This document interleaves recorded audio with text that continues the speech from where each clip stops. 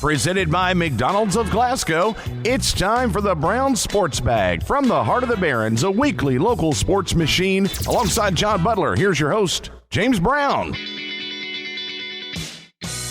Well, John, with all of the business going on with everybody jumping off buildings and whatnot at the moment, I think we'll just stick to sports as much as we can today, but we may have to discuss a couple of things related to COVID-19. I'm not going to call it what everybody else calls it because that's technically not its name. But the reason I say we may have to discuss some part of this is it's going to be curious to see if it does have some sort of impact on, say, the state tournaments and that kind of stuff. We'll get to that in a little while. First, we're going to recap the girls' 4th region tournament and talk a little bit about the boys' games that'll be tonight over at Diddle Arena. And we'll start with, in case people missed it, Barron County was not able to win back-to-back girls' championships. They lost 58-48 to Bowling Green on Saturday night. And a couple of things from that game that I thought about, and actually thought about, I guess, before the game, one was if somebody didn't beat Bowling Green this year, it's going to be hard to beat them the next 3 years, to me. And the other thing that I thought about was going into that game, I really thought Barron was playing better than Bowling Green. But Bowling Green's 2 best players, and I say best, they're both freshmen, Sanaya Shelton, Meadow Tisdale.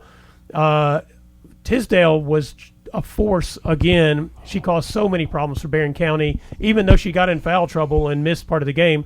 Not a whole lot, a long stretch. I mean, she picked up 4 fouls. And then Sanaya Shelton, in every game in the tournament, Calvin Head took Sanaya Shelton, put her man up on the other team's best offensive player, and she's a force defensively just because of her quickness, her athleticism, and her length. I mean, she caused Elizabeth Bertram all kinds of problems. And then when Bertram was able to get around her, they did something Logan County didn't do Friday night. They defended her left hand.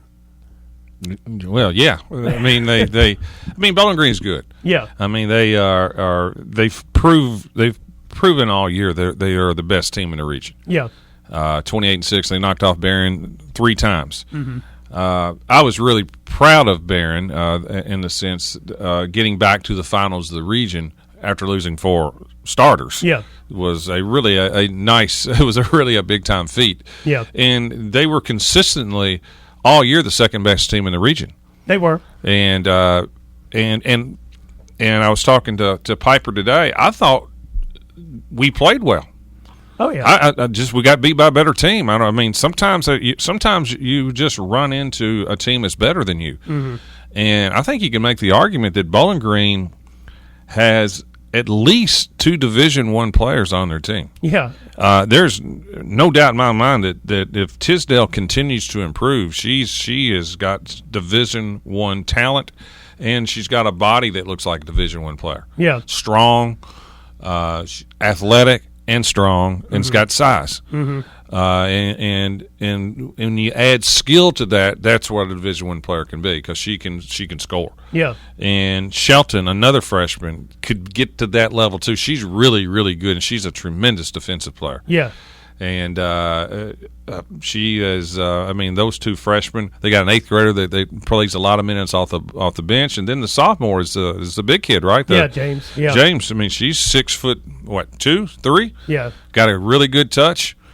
I mean, they are a legitimate.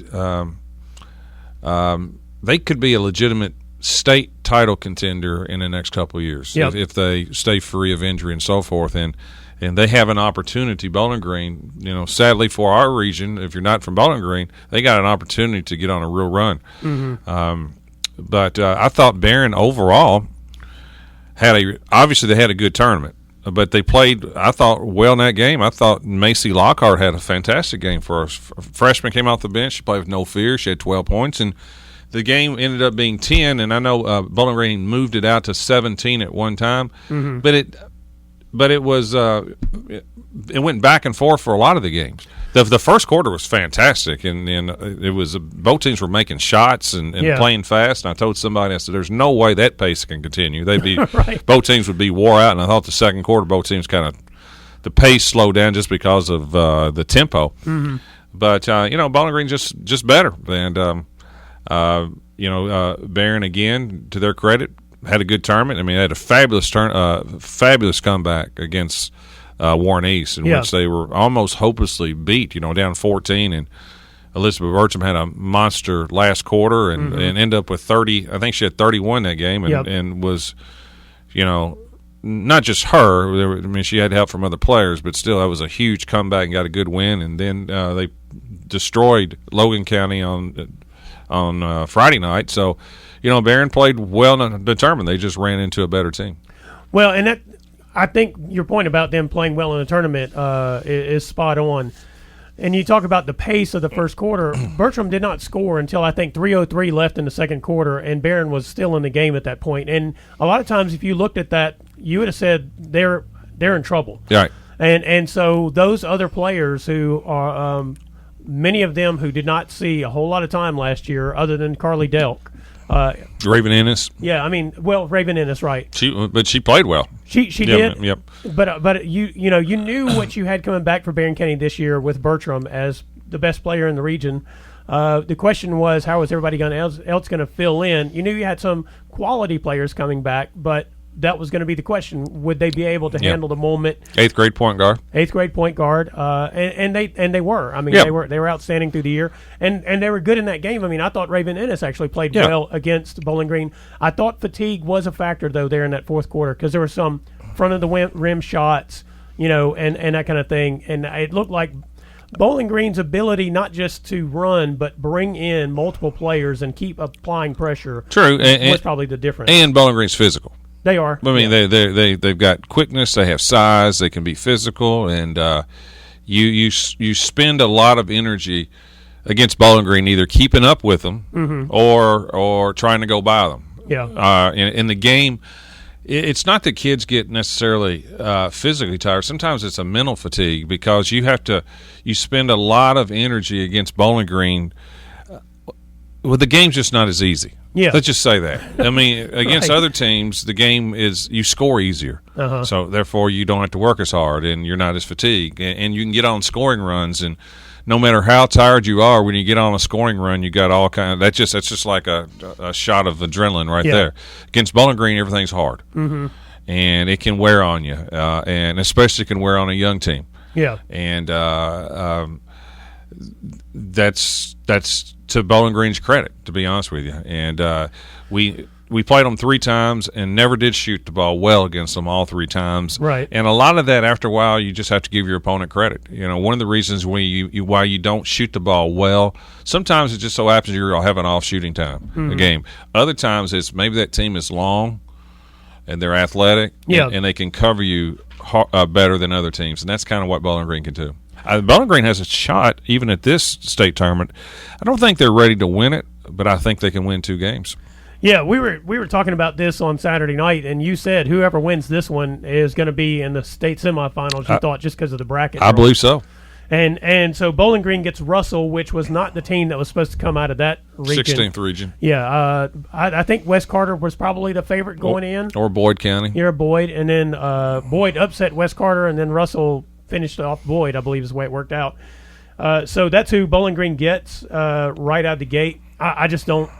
Last year we saw that those teams over there had a real hard time against these more athletic, especially quicker, bigger athletic teams that we saw coming out of Louisville, Bowling Green, that kind of thing. And they won't be overwhelmed if they get by Russell. They've got the winner of Marshall County, Henderson County. Yeah.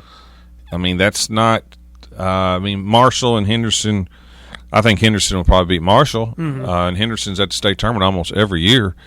But they are not one of your elite teams. Right.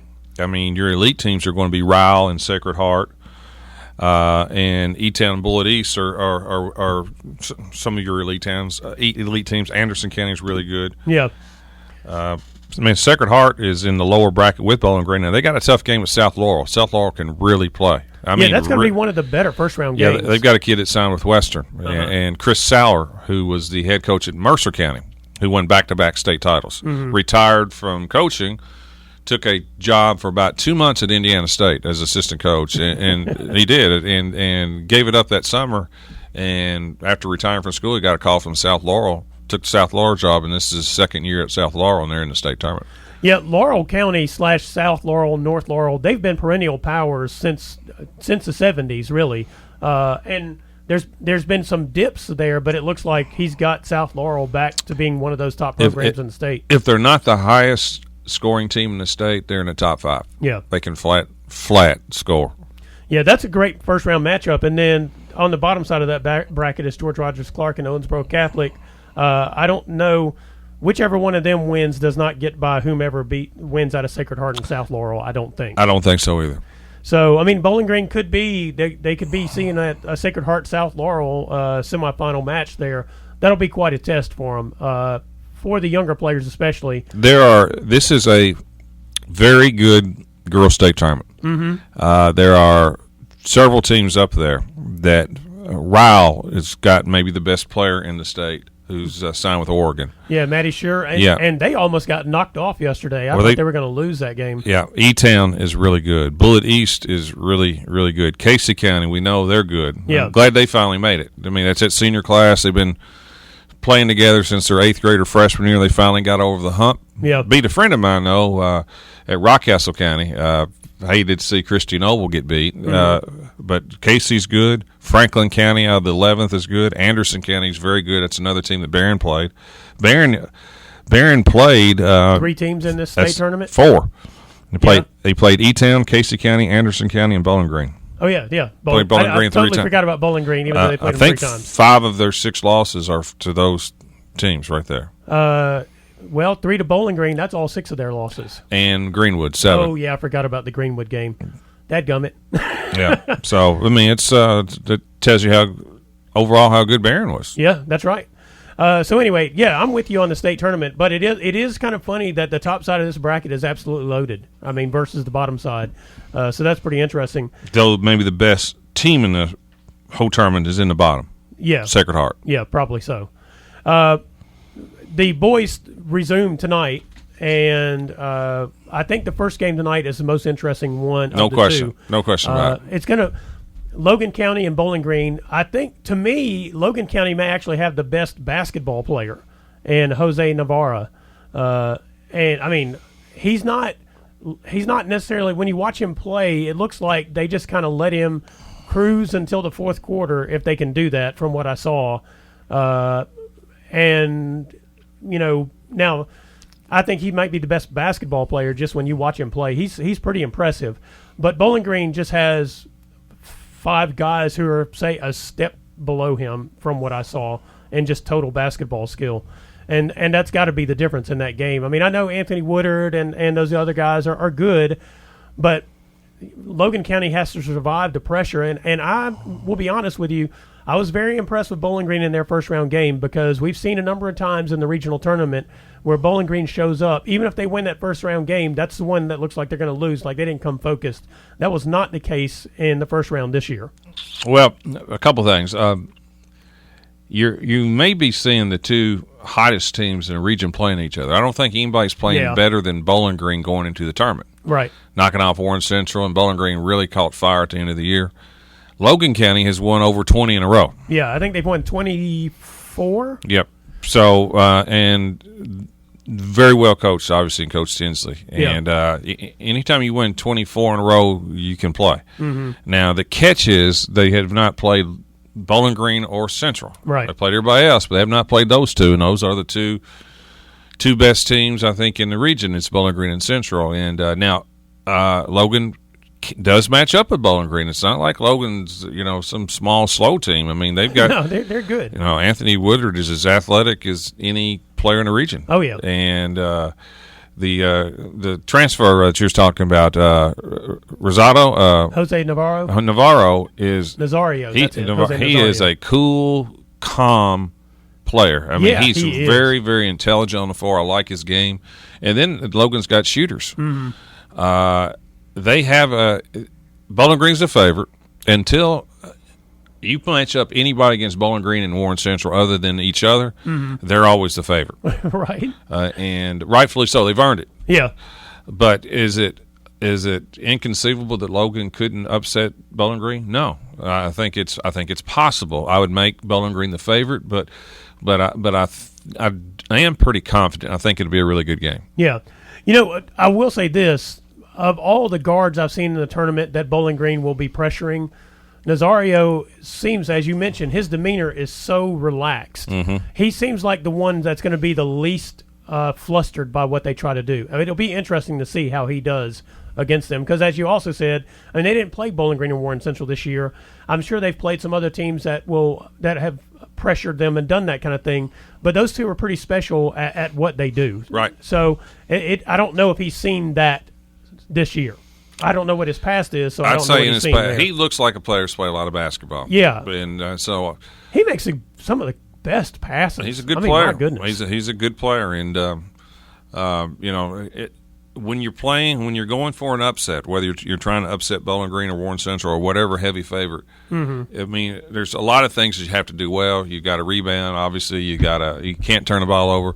But probably the most underreported thing is you've got to make shots at the right time. If you have an opportunity to win, whether that's nailing down a free throw late in the game or you're down one or it's tied and you have the ball, you only get so many chances. You got to make them. Yeah, now, that is. You're not blowing Warren Central out. No. You're not blowing out Bowling Green and hanging on.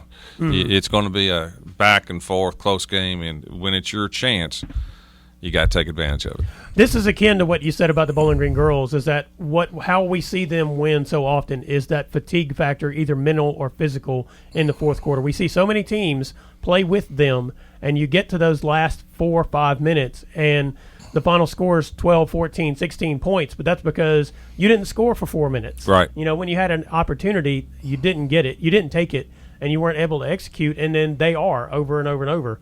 And real quick, we also have, on the other side, we have Warren Central playing Clinton County. Warren Central was also very impressive in that first-round game against Barron County. I think Coach Unseld admitted it's maybe the best half they've played all year. Well, I don't know how they would have played one better. Right. I mean, Kobe Brents didn't miss a shot in the first half, and I tell you, 6 for 6 from 3. Yeah, and whenever he got that first one off from the corner, I was like, that might be the biggest mistake of this game, even though it was actually the first offensive possession. Yep. Because he got an open look and he hit it, and then he was smoking from there on out. And then Dre Boyd, I mean, I think they scored almost all of Warren Central. I think they did score all of Warren Central's points in the first half until the final 9 points of the first half. Yeah, it was. I felt bad for Warren and the guys in a sense. We were just never really in it. Yeah, and it was just like, man. I mean, Warren Central it's coming off that loss to Bowling Green, and they looked incredibly focused and ready to play, and I don't think anybody was going to beat them that night. No. It'd been nice if we could have stayed around a little bit longer, but man, they just put the knockout to us early, and it's Barron had a really good year, and I felt bad for them in the sense they have not been beat like that all year. Right. They've been in every game, been competitive in every game, been close in every single game really, and that was just like Warren Central was playing at a level that very few teams in the state can get to that night. And, I felt bad for the guys in terms of, from a coaching perspective, the worst losses that you ever have are those tournament losses that you get beat at the end, and you always wish you could have done something else. Right. Maybe if I was – spend a whole lot of time thinking about reviewing what could have been. When you get beat like that, and that's happened to me too. Yeah. It's just, I don't know what can you do. What do you say in the locker room after you just go in there and say they were just better than us, period? Well, if you're honest, that's you just try to tell your team, said, listen, you don't let one game discourage you from having a really good year, and sometimes this stuff happens, and it does. I mean, it's just you can't do anything about it after a while, and we were just kind of overwhelmed. They were that good that night. Yeah. Well, and like you said, I mean, going back to what I said, Bowling Green and Warren Central, based on their first games, because Bowling Green's was against Allen County, they looked just so good. I mean, I was really surprised at how good they both looked, because we've seen them have better teams and not look that good. It may be better for Logan and Clinton to have this little layoff. Yeah. Because if I'm Central and Bowling Green, if I played the way they played last week, I'd want to play the next night. Oh, yeah. Yeah, I bet they did. I bet the coaches definitely wanted to play that next night. The last thing I'd want is 5 days off. Yeah, that would seem to benefit the other team. I guess we shall see later tonight. That's correct.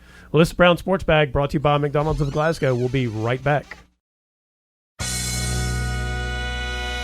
Presented by McDonald's of Glasgow, it's back to the studio with James and John, the Brown Sports Bag.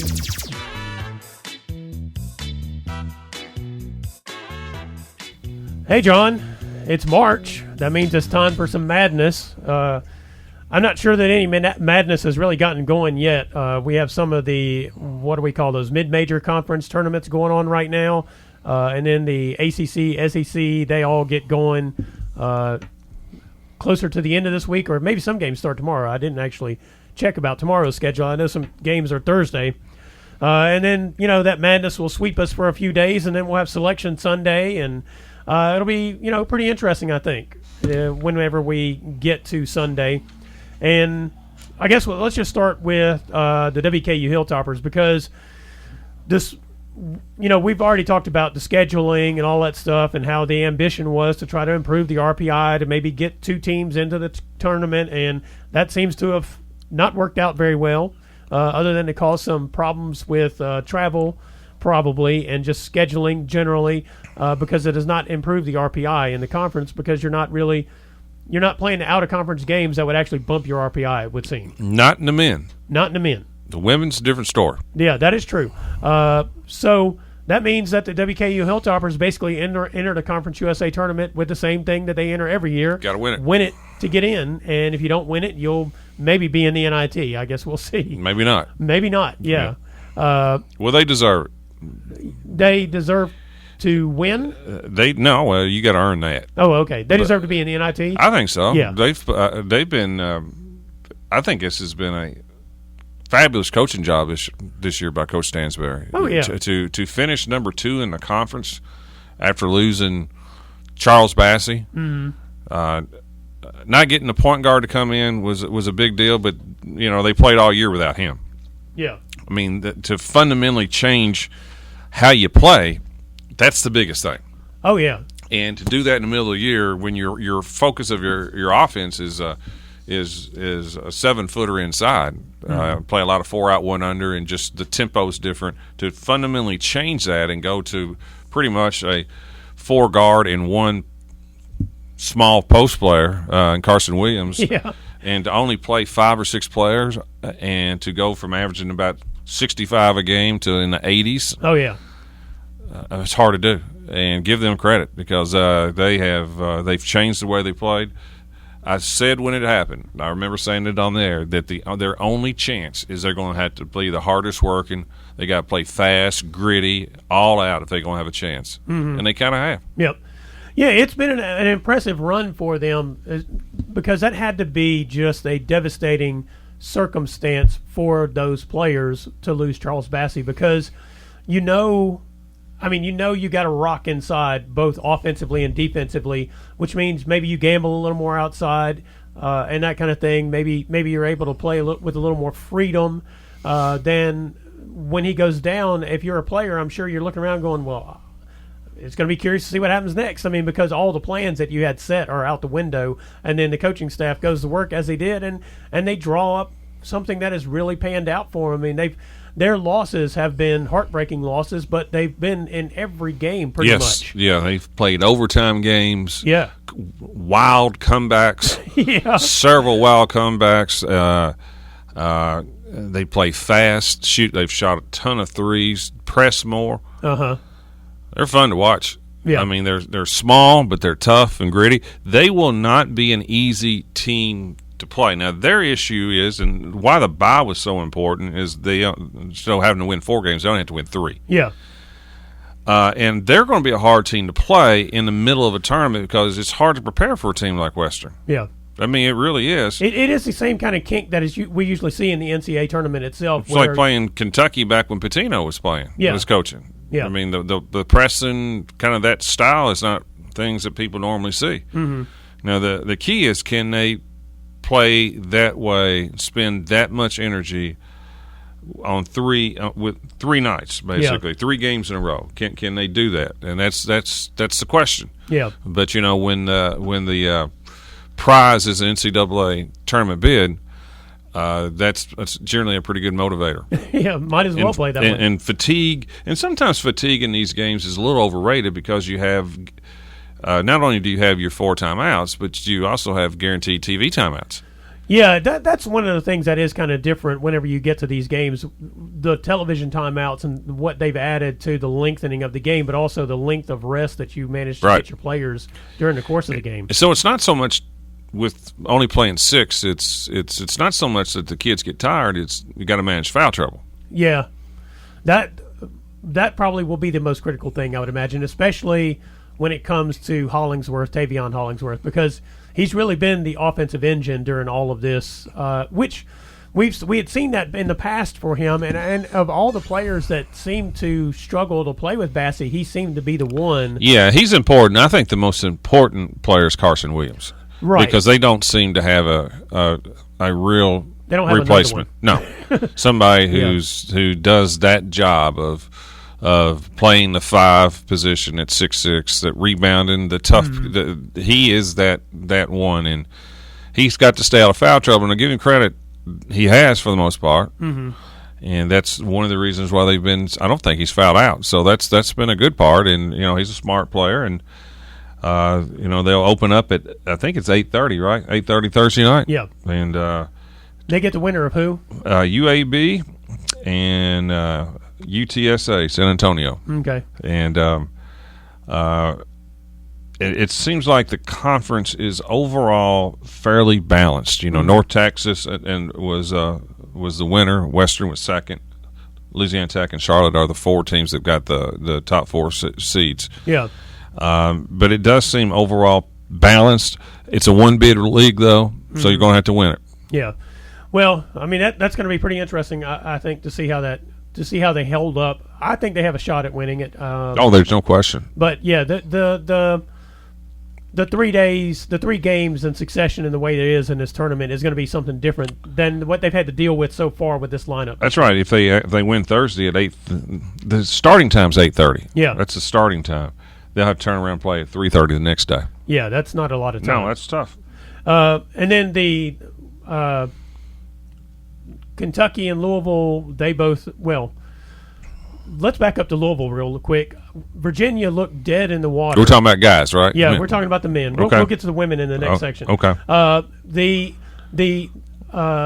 Virginia looked dead in the water through about halfway through this season, and suddenly they've come back and turned it to Virginia again. They beat Louisville, Saturday, 57-54? Is that what the score was? They're back to just grinding out these games. Yeah, they're probably moved up to a 4 or 5 seed now. Yeah, I mean, because they've won 6 in a row, maybe. I believe so, and I think they've not scored. They may have scored more than 60 in one of those wins. Yeah. I mean, they scored, I think, 48 in one of those wins. I wouldn't want to play them.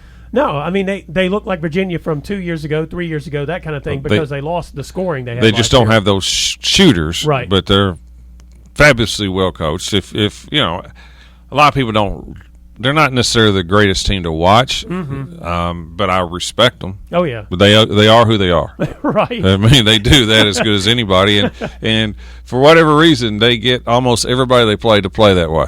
Yeah, that's the part that they've gotten back. You can't speed them up. Back into. Cannot speed them up. I mean, they are the most disciplined team, and I get why people hate watching them play, but I mean that is impressive. Yeah, it's like going to the dentist playing against them. It's not it's not an enjoyable time. Yeah, Louisville lost 57-54. It's not a bad loss losing to them. They've only beat them 1 time out of the last 10, I believe. So right. 3-point loss on the road to them. That wasn't too discouraging to me. Yeah, Louisville is just. Again, I keep saying it over and over and over. When the weakest part of your team are your guards, that's not necessarily a winning formula. Yeah. And David Johnson, who has turned them around, did not play well. He only had like 2 points. And that's for the Louisville people. That's the concern. Can their guards play good enough to get them to a Final Four? If they get to the Final Four, it'd be a tremendous season. I just got my doubts. Well, and I kind of brought that up just to point out that the ACC tournament has turned into anybody's tournament at this point. Yeah, the ACC's down this year. Yeah. There's no question. Duke's not near as good. They're overhyped, overrated. They're normally overhyped, but they're overhyped again this year. Yeah. I don't really like their team at all. North Carolina's down. They could win but they're down. So it comes down to, I think the best team's Florida State. Well, that's what I was going to say. I think it's Florida State, Louisville, Virginia are the three top teams. But right now, I think Florida State's the team to beat. Yeah. That's what I was going to say. It looks like Florida State actually has the best team. Right. Some of these others could probably win it. Virginia, based just if they could get Florida State to play the way they want them to play. I think there may only be 4 bids.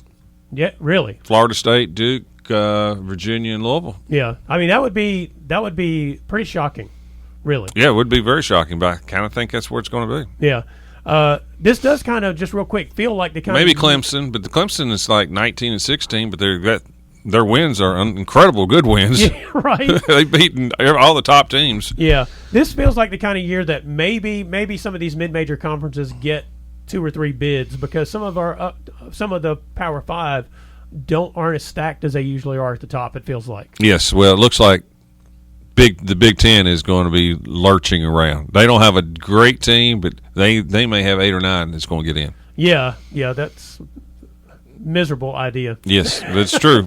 And then real quick, the SEC tournament. I would guess going in, Kentucky's got to be the favorite to win it. Oh, they're the favorite, though they've got a little bit of internal issues going on with Ashton Hagen. Yeah. Did not make the trip to Florida. Yeah. After losing that 17-point second half lead to Tennessee, he seemed to take a lot of the blame. Refused to go back into the game is never a good sign when the coach asks you to go back in and you have like second thoughts. Calipari is nicer than I am. Yeah, because I just give you one chance. Okay, you don't want to play? Okay. That can be dealt with. That can be dealt with. That's fine. Yeah. And he got into it with Nick Richards. Yep. And all of a sudden didn't make the trip. Right. And Calipari seemed like to me, he said he'll be back. He's taking care of some personal issues, I think it's what it said. Mm-hmm. And Calipari said he will be back. Don't know if he'll start or not in the tournament or not. We'll see. We'll see if that works itself out. That's never a real good feeling going into a tournament when your point guard has been benched and refused to play. Now, give Kentucky credit. They lost a 17-point lead to Tennessee in the second half, and they're down 17 to Florida on the road. They look like they're dead beat. Hagen's not there. Quigley fouls out with 9 minutes to go, and somehow, some way, they come back and win. Yeah. Part of it was just shot making by Brooks and some other players for Kentucky. Richards had a big second half, and the other one was a collapse by Florida, where they just decided they're just not going to shoot and quit scoring. But give Kentucky credit. I mean, that was an incredible win on the road. But they've got some internal issues. You know, I don't think. And I like their team. I told you on here, I like this Kentucky team better than any Kentucky team that I've watched in the last so many years. Yeah, I don't know that Ashton Hagens is very important to Kentucky offensively because he's not an offensive threat necessarily. Defensively, he's a heck of a player. He is absolutely critical to defend somebody's best guard. Yeah. And they're going to need that to win in any tournament games because that's usually the way it pans out. Yep. This is Brown Sports Bag brought to you by McDonald's of Glasgow. We'll be right back. Presented by McDonald's of Glasgow, it's back to the studio with James and John, the Brown Sports Bag.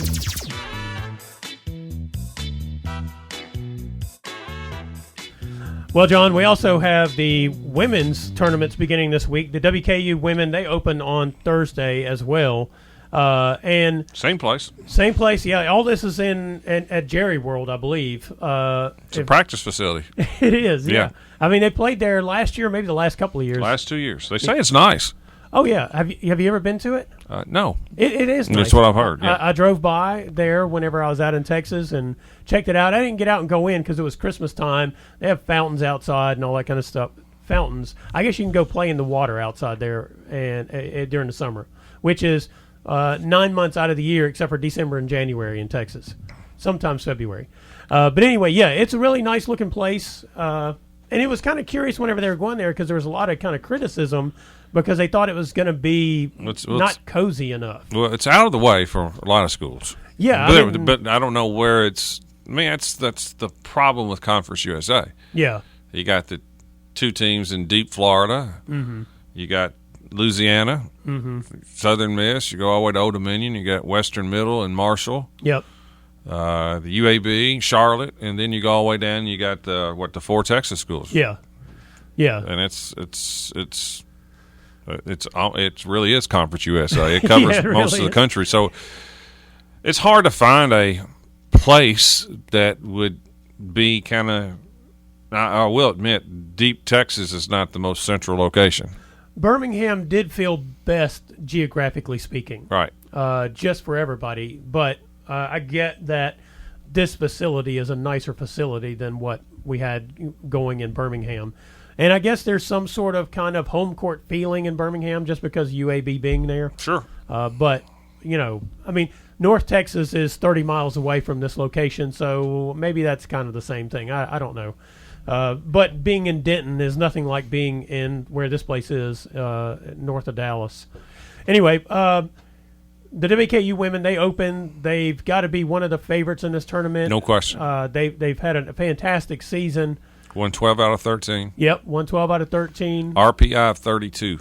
Yeah, very impressive. Well, I was watching some of the women's games last night on TV. I was watching, first of all, I watched South Carolina and Mississippi State. Then I watched the Oregon women just destroy USC. Yeah. I mean, destroy Stanford. And the halftime show, they had the women's predictors, and they've got a guy like in the guys' game, it's Joe Lenardi. Yeah, they got a guy for the women's game, and right now Western and ODU are in the last 4 in. Yeah, that would be great. Oh, that would be great. Going back to what you said in the last segment about how the scheduling has actually panned out for the women's RPI. Well, they did not do this. They did not do it the same way they did with the guys. Right. But Western has done a lot of this on their own. Mm-hmm. They have 6 wins against teams in the top 80 in the country, RPI. Yeah. They've got a loss at Louisville. Mm-hmm. They've Central Michigan that the Lady Toppers beat 30 have won 22 in a row. They beat Oklahoma, who's in the top 80. Mm-hmm. So they're the teams if they played out of conference. Plus ODU is their RPI is like 27, so they've had a really good resume, and that has really, really helped them to be 32. Yeah. The bottom of the Conference USA in women is weak, right? But the mid to top is pretty good this year. What do you think the chances are for the WKU Lady Toppers to win the tournament? I think they can win it. Yeah, I think it's Rice, ODU, and Western are the 3 teams. Mm-hmm. But I do believe that the Western's 2 losses to Rice and ODU were on the road, and they were close losses on the road. This is a neutral site. Right. There's nobody in the conference playing better than Western. Nobody's playing better than El Jadaway. I mean, she's had 17 double-doubles. Yeah. And then you got Dee Givens, who's a tremendous player. I think they got a legitimate shot. I would not be surprised if they win it. In fact, I'd be disappointed if they don't. And I think if they get to the finals and they play the right team, if they get to the finals and play ODU, I think they both go. Yeah. But they can't get to the finals playing ODU since they're on the same bracket. That's what I was about to ask. I mean, so Rice is on one side of this, and ODU and WKU are on the same side. It could come down to if Western plays ODU, that in the semifinals, the winner may get a bid regardless. Yeah. And the loser probably does not between those two. Depends on what else happens, because right now they're both in the last 4 in. If you're a Lady Topper fan, you don't want any big upsets across the country. Yeah, you want Rice to reach the finals from the other side of the bracket, right? And the other tournaments. Yeah. You want the favorites to win. You don't need any big upsets. And a lot of the women's tournaments are over with anyway. Yeah. But you want the teams that are in to stay in. You don't want somebody to knock. You don't want somebody who's not in to win themselves to get in. I'll just say that. I've seen where a couple of teams in the other women's tournaments that were either RPI right around WKU or maybe they were a little lower than WKU did lose games. Maybe that's the way it was working out. Alabama, Boston Alabama. College, they're out. Yeah. Those were them getting knocked out was actually good news for the Lady Toppers. Right. So, I mean, that's something to kind of keep track of as well, is how that's panning out. Well, just the question is, will they, if they don't win it, will the committee and, the women's committees, I don't know. The women deserved to get in a couple years ago and they didn't. Right. will they respect the conference enough to take more than one? Yeah, what was it?